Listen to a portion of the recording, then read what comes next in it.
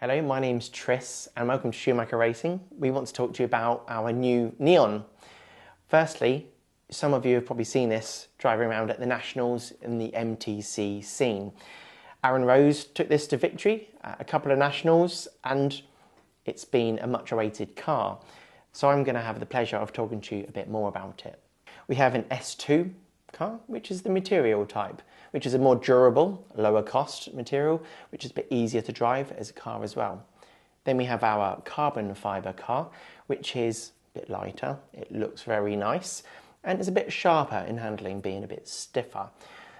It's belt drive, we have a spool in the front and a gear diff in the rear. It has independent suspension with oil-filled shocks on there.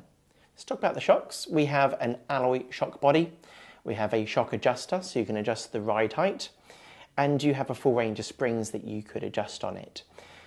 The shock is coupled to a shock tower, which you have a couple of holes on here, so you have one each side from the kit position. The same as on the rear, you actually have 4 holes in total. This will allow you to tune the car. You'll be able to lay them over to soften the rear. You'd stand them up to sharpen it, which might give you a bit more initial steering. The kit build will be the build that will be kind of that middle ground, easy to drive. The shock towers are coupled onto the new transmission housings, which have got a twist-free assembly. The idea is that you have 2 pegs that it goes on and then 2 screws. That will stop your car effectively tweaking. Your car will drive in nice straight lines after every bounce off a barrier. If you do that, if not, it'll be fine.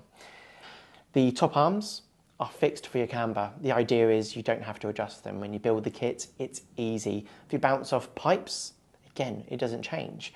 Going to the front, we have the same scenario, but we have a foam front bumper to support the body shell or the car when you're hitting things, and there's an argument you might on these small tracks that we like to race on.